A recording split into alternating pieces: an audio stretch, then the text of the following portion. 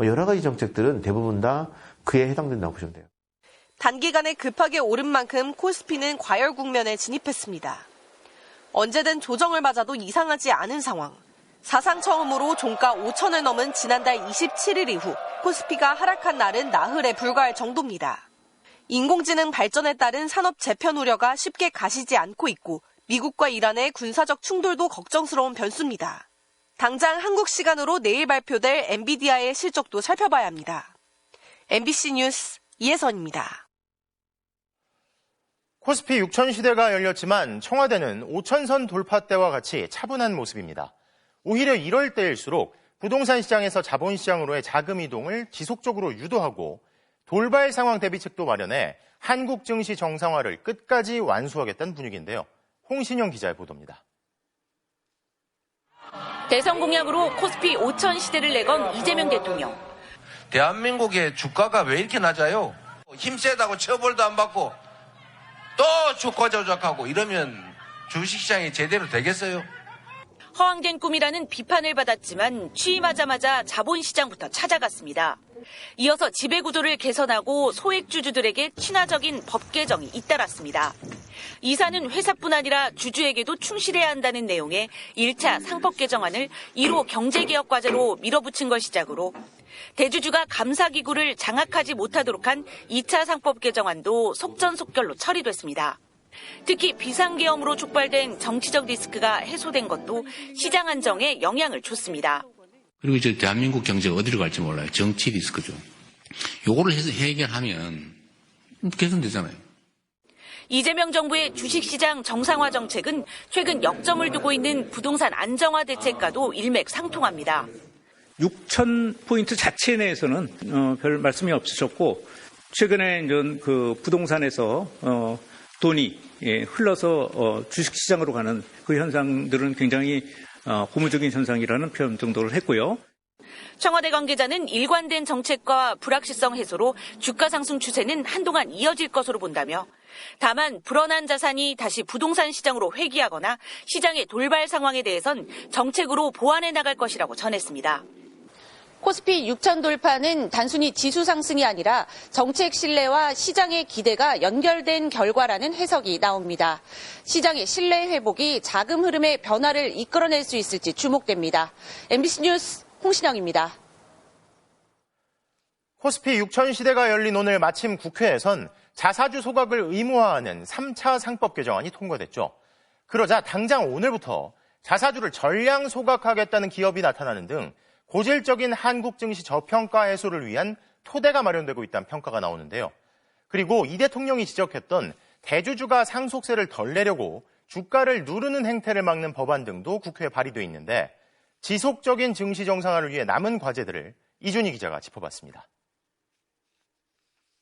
국민의힘 의원들이 모두 퇴장한 가운데 재석 의원 176명 중 기권 1명을 뺀 전원 찬성. 상법 일부 개정 법률안 대안은 가결되었음을 선포합니다. 이미 작년 말부터 시작된 자사주 소각 행렬도 계속됐습니다. KTNG는 법이 통과되자마자 이사회를 열고 1,100만 주의 자사주를 소각하기로 결정했습니다. 미래에셋증권도 어제 자사주 1,700억 원 소각과 배당을 합쳐 모두 6,300억 원의 대규모 주주 환원책을 내놨습니다. 곧바로 주가가 8% 넘게 뛰었습니다. 자본시장 활성화 조치는 아직도 남아있습니다. 일명 주가 누르기 방지법도 급물살을 탈 것으로 보입니다. 그동안 기업의 대주주들은 상속세를 아끼려고 상속세의 기준이 되는 주가가 오르지 않게 의도적으로 눌러왔습니다. 그래서 앞으로 주가가 실제 기업 가치보다 터무니없이 낮을 경우 주가 대신 실제 기업 가치를 고려해 세금을 매기겠다는 겁니다. 주가가 낮을 때 이제 주식을 상속받기 위해서 주가를 좀 누르는 행위들을 조금 하곤 했어요. 그렇게 하는 행위들이 큰 도움 안 되도록 만들어주면 되는 거고. 또 반도체 외 다른 업종에서도 삼성전자나 SK하이닉스를 키우는 것도 필요합니다. 언젠가 반도체 슈퍼사이클이 꺾인 이후도 대비해야 한다는 겁니다. 펀더멘탈을 끌어올릴 수 있는 그런 노력들이 조금 더 병행이 돼야 되지 않느냐라는 산업의 혁신을 유도할 수 있는 이런 정책들이 더 필요한 것 같아요. MSCI 선진국 지수 편입을 위한 외환 자유화 등을 좀 더 서두르고 코스닥 시장의 경우 상장 심사 단계부터 부실 기업을 속아내는 노력도 반드시 병행돼야 합니다. MBC 뉴스 이준입니다. 이재명 대통령이 오늘 이부진 한국방문회 위원장 등과 만나 새로운 목표를 제시했습니다. 새 정부 출범 전부터 목표로 했던 코스피 5천에 이어 6천 시대마저 열린 오늘, 이제는 외국인 관광객 3천만 명 시대를 조기에 열겠다는 의지를 밝힌 건데요. 그러기 위해선 관광의 질적 성장과 지역 관광 활성화가 필요하다며 바가지 요금 등의 근절도 직접 언급했습니다. 김정우 기자가 보도합니다. K-팝과 K-팝 데몬 헌터스의 세계적 흥행, 드라마 뷰티 산업의 인기까지 K-컬처 돌풍은 하나의 현상이 됐습니다. Kimchi definitely became more popular compared to like 10 years ago or something. It's kind of a trend food. 이재명 대통령은 이런 관심이 성장으로도 이어져야 한다면서 외국인 입국 연간 3천만 명 시대를 조기 달성하겠다는 의지를 드러냈습니다. 그러려면 서울에 집중된 관광 수요가 지역으로 퍼져야 한다고 강조했습니다. 2030년 외국인 관광객 3천만 시대를 열어젖히려면 양적인 성장을 넘어서 질적 성장으로의 대전환이 필요합니다. 하지만 인기에 편승하려는 일부의 상술은 여전히 극복할 과제입니다. 방탄소년단 BTS의 콘서트 소식에 수십 배로 오른 숙박업소 가격. 55만 원, 17만 원 멀리서 바가지가 제일 비싸요. 12일은 더 비싸요. 대통령이 직접 나서 바가지 근절을 강조할 정도가 됐습니다. 바가지 요금, 불친절, 또 과도한 호객 행위는 결국 지역 경제에 큰 피해를 주는 악질적인 횡포여서 반드시 미리 뿌리 뽑아야 될 것입니다. 이에 재정경제부가 가격을 표시하지 않거나 표시 가격을 준수하지 않는 업소에 즉시 영업정지 처분을 내리고 요금을 미리 정해 신고하는 바가지 안심가격 제도를 도입하기로 했습니다. 특히 바가지 업체에 대해서는 정부 지원 사업 선정이나 숙박 세일 패스타 참여 시 제한하는 등 엄정한 페널티를 부과하여 확실히 제도가 정착되도록 하겠습니다. 국무총리가 주재하던 회의에 대통령이 7년 만에 참석해 관광산업 육성에 힘을 보탰고 한국방문회 위원장인 이부진 호텔신라 사장도 협력 의지를 밝혔습니다. 결제, 교통, 관광정보 등의 불편함이 없으시도록 기업들과 함께 관계부처의 도움을 받아 해소하도록 노력하겠습니다. 정부는 또 지방공항 직항 국제선을 늘리거나 방한 크루즈 인프라를 개선하는 방안도 추진하기로 했습니다. MBC 뉴스 김정우입니다. 쿠팡에서 우리나라뿐만 아니라 대만 소재 고객의 개인정보도 유출된 것으로 뒤늦게 드러났습니다. 쿠팡 측에 따르면 전 쿠팡 직원이 유출한 3,300여만 개의 유출 계정 중 20만 개는 대만 소재 계정으로 확인됐습니다. 쿠팡 측은 보안업체들의 포렌식 과정에서 이런 사실을 확인했다며 결제나 로그인 관련 정보는 유출되지 않았다고 밝혔습니다. 쿠팡이 가장 인기 있다는 특수분유 제품을 시장에서 싹쓸이하다시피 하더니 예전보다 비싼 가격에 팔고 있습니다. 저체중 아기나 이른둥이 부모들 입장에선 살이 잘 찌는 이 특수분유가 간절한데요. 공태현 기자입니다. 생후 넉 달 된 아기, 몸무게 2.46kg, 저체중으로 태어났습니다. 의사는 살이 잘 찌는 고열량 특수분유를 권했습니다. 이른둥이나 저체중아 부모들이 가장 많이 찾는다는 수입 특수분유입니다. 가격은 일반 분유의 4배 정도지만 그래도 괜찮다고 합니다. 아기가 잘 먹기도 하고 그리고 또 살이 쭉쭉 찌는 게 보이니까. 최근 부담이 더 커졌습니다. 원래 수입업체 홈페이지에서 주문하면 한 통에 4만 원. 그런데 지금은 일시품절이라 살 수 없습니다. 수입업체가 바뀌면서 새 업체가 통관 절차를 밟고 있습니다. 국내에서는 쿠팡이 제일 저렴한데 한 통에 6만 4천 원입니다. 사실상 한 통에 2만 원 넘게 가격이 뛴 셈입니다. 한 달에 10통은 먹여야 합니다. 그런데 쿠팡도 처음부터 비싸게 판 건 아닙니다. 쿠팡 가격 추이를 보여주는 앱입니다. 지난해 12월까지는 수입업체보다 10원 싼 39,990원에 팔다가 수입업체 물량이 품절되자 가격이 서서히 오르더니 6만 4천 원대까지 치솟았습니다. 기존 수입업체는 재고 분유 대부분을 쿠팡에 팔았다고 했습니다. 쿠팡이 사실상 독점이 되자 가격이 뛴 겁니다. 쿠팡 사이트에는 가격을 올려도 사야 한다는 부모 마음을 이용한다, 장난친다 같은 비판글이 이어지고 있습니다. 엄마들은 진짜 너무 간절해서 뭐라도 먹여보고 싶고 돈이 문제가 아니란 말이에요. 근데 딱 눈에 보이게끔 돈놀이 하는구나라는 게 보여서 너무 속상하기도 하고. 쿠팡 측은 제조사 수급 문제로 제품 가격이 상승했다며 자신들은 시장가보다 저렴한 가격으로 판매하고 있다고 했습니다. 4만 원대로 가격이 다시 내릴 수 있는지 묻자 답하지 않았습니다. MBC 뉴스 공태현입니다. 3대 특검이 마무리하지 못한 의혹들을 수사할 이른바 2차 종합특검이 오늘 현판식을 열었습니다. 특검법에 명시된 수사 대상만 17개에 달하고 수사팀 규모도 내란 특검에 이어 두 번째로 큽니다. 구승은 기자입니다. 이른바 2차 종합특검이 현판식을 열고 본격적인 수사 개시를 선언했습니다. 권창형 특별검사는 특검 제도를 헌법의 검이라고 정의하며 성역 없는 수사를 다짐했습니다. 정치적 중립성과 공정성을 최대한 유지하면서 오로지 법률과 증거가 지시하는 방향에 따라 성역 없이 철저히 수사를 진행할 것입니다. 수사 기간은 최장 150일, 수사 대상은 3대 특검이 마무리하지 못한 12.3 내란 관련 의혹과 윤석열 전 대통령 부부의 국정농단 의혹 등 17가지에 달합니다. 구체적으로는 북한의 공격을 유도하기 위한 무장 헬기의 NLL 위협 비행 의혹 같은 외환 혐의 사건, 계엄 준비 과정이 담긴 것으로 보이는 이른바 노상원 수첩의 진상, 여인영 전 방첩사령관 주도로 작성됐다는 전현직 군 장성들의 정치 성향이 담긴 방첩사 블랙리스트 의혹 등입니다. 박성재 전 법무부 장관 당시 김건희 씨 수사 봐주기 의혹, 관저 이전과 서울 양평고속도로 노선 변경 특혜 등도 수사 대상입니다. 특검법상 특검보는 5명까지 임명할 수 있지만 우선 4명의 특검보가 수사를 지휘합니다. 17가지 항목을 대략 4가지 성격으로 나눠 수사를 진행하려는 것으로 보입니다. 전체 수사 인력은 파견검사 15명과 특별수사관 100명, 파견공무원 130명 등 내란 특검에 조금 못 미치는 최대 251명 규모입니다.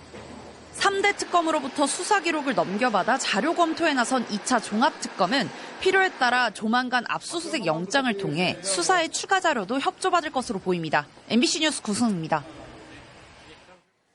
윤석열 전 대통령에게 무기징역을 선고한 1심 판결을 평가하기 위한 토론회가 열렸습니다. 참석자들은 지규현 재판부가 내란 행위를 성경 읽는 행위에 빗대 내란을 미화했다고 비판했습니다. 강은 기자입니다. 내란 우두머리 피고인 윤석열에 대한 1심 선고 당시 재판장은 돌연 성경을 언급했습니다. 성경을 읽는다는 이유로 촛불을 훔칠 수는 없습니다. 목적이 수단을 정당화할 수 없단 비유인데 이를 두고 내란 동기를 미화했다는 성토가 터져나왔습니다. 윤석열 내란 일당이 밝힌 계엄 이유 중 하나는 종북 세력 척결. 이를 성경 읽는 행위에 빗대 국민을 심각하게 모독했다는 겁니다. 겉복 입은 귀족이란 표현이 괜히 나온 게 아니고요. 이분들이 사회를 보는 인식 자체에 이미 일반인들과의 괴리가 존재하기 때문에 지기현 재판부는 비상계엄 하에서 할 수 없는 행위를 하려고 했을 때만 내란이 된다는 논리를 폈습니다. 계엄 선포는 심사 대상이 아니고 국회 침탈만 잘못이란 취지인데 내란 책임을 축소시켰다는 비판도 제기됐습니다. 지도 자체가 위헌불법했기 때문에 내란인 겁니다. 그런데 교묘한 논리를 가지고 이 자체가 위헌불법한 계엄 선포였다라는 부분을 아예 잘라내고 있는 겁니다. 법정 최고형이 아닌 무기징역으로 강경한 사유는 모두 가중처벌 사유로 전면 재검토해야 한다는 지적도 나왔습니다. 국가 존립을 위태롭게 한 중범죄자는 초범이라고 봐줄 수 없고 헌정질서 수호를 요구받는 공직을 두루 거쳤다면 더 무겁게 평가받아야 한다는 겁니다. 또 시민 저항 덕분에 실패했던 계엄을 두고 윤석열 일당의 물리력 자제 때문이라고 보는 건 어불성설이라고도 했습니다. 강도짓을 하려고 하는데 체력 단련을 안 하는 바람에 피해자한테 제압당했다. 그래서 강도죄가 아니다. 이런 식이죠. 참석자들은 노상원 수첩을 증거로 인정하지 않은 것도 고의적으로 배척한 걸로 보인다며 항소심에서 제대로 단죄가 이뤄져야 한다고 강조했습니다. MBC 뉴스 강은입니다. 12.3 내란을 일으킨 우두머리 혐의로 무기징역을 선고받은 윤석열 전 대통령의 1심 재판 결과에 대해 내란 특검이 항소했습니다. 특검팀은 1심 재판부가 장기 독재를 위한 계엄이었다는 점을 인정하지 않고 윤 전 대통령 측이 물리력 행사를 자제했다고 본 부분 등에 대해 사실 오인, 법리 오해, 양형 부당으로 항소한다고 밝혔습니다. 지역 균형 발전을 위해 추진됐던 대전 충남과 대구 경북 통합이 보류된 가운데 여야의 내탓 공방은 오늘도 계속됐습니다. 국민의힘은 내부 갈등도 커지는 모습인데요. 선거를 앞둔 정치인들의 셈법에 정작 지역 발전과 주민 삶 개선은 외면받고 있다는 지적도 나옵니다. 김민찬 기자가 보도합니다. 행정통합에 대한 여야 입장이 극명하게 엇갈린 대전과 충남. 더불어민주당은 국민의힘 반대로 지역 미래가 짓밟혀 타고 날을 세웠습니다. 최소 20조 원의 투자 기회를 날렸다는 겁니다. 이대로 통합이 무산되면 장동혁 대표, 김태흠 지사, 이장우 시장 영원히 용서받지 못할 매양 삼족이 될 것입니다. 그러자 국민의힘은 민주당이 오히려 선거용 졸속 처리를 시도했다고 맞받았습니다. 안고 들어있는 찐빵을 만들자 우리가 먼저 얘기했죠. 안고 없는 찐빵을 만들어 놓고 그걸 먹으라는 거예요. 이게 매양입니까? 대구 경북 통합 보류는 국민의힘 내부 전투로 확산하는 모습입니다. 통합에 찬성하는 의원들은 지도부가 사실상 통합 반대 의사를 가진 것 아니냐며 의심했습니다. 주호영 의원은 지도부가 당내 분열을 조장하는 비겁하고 질 낮은 정치를 한다고 지적했고, 이철우 경북도지사는 지역 발전에 여야가 따로 있을 수 없다며 통합특별법 통과를 촉구했습니다. 반면 경북도지사 일부 예비 후보들은 민주당 갈라치기 전술이라며 통합에 반대하고 있습니다. 당내 복잡한 분위기 속에 송원석 원내대표는 참석이 예정됐던 공개 행사에 불참하기도 했습니다. 국가대개인 행정통합이 선거를 앞둔 정치인들 이해관계에 따라 사실상 논의되는 가운데 지역 주민 참여가 배제됐다는 지적도 나옵니다. 표심을 공략하기 위한 정치적 치적 쌓기라는 의구심을 지울 수 없습니다. 실질적인 주민 민주주의를 훼손하고 외면하는 이러한 과정들을 거치고 있다라고. 국민의힘 대구 경북 의원들은 내일 통합에 대한 최종 입장을 조율한다는 계획입니다. MBC 뉴스 김민찬입니다. 트럼프 미국 대통령이 여러 대안을 동원해 관세 정책을 계속 밀어붙이겠다는 방침 등을 밝히며 집권 2기 첫 국정연설을 마쳤습니다. 하지만 2시간에 가까운 역대 가장 긴 연설임에도 불구하고 새롭거나 구체적인 내용은 없었다는 평가가 나옵니다.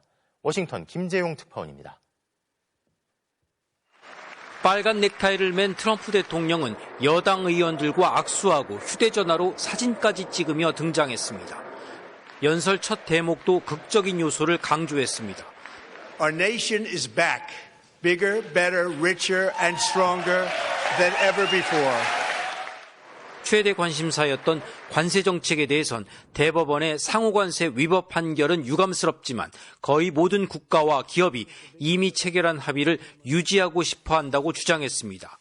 That I as president have to make a new deal could be far worse for them. 관세를 매기기 위한 검증된 대안이 있다며 앞으로 관세는 더욱 강력해질 것이라고 밝혔습니다. 이미 예고한 무역법 301조 등 대체 수단을 최대한 활용하겠다는 뜻이자 동시에 대법원으로부터 받은 정치적 타격을 최소화하려는 시도로 풀이됩니다. 안보 문제에선 이란을 언급했습니다.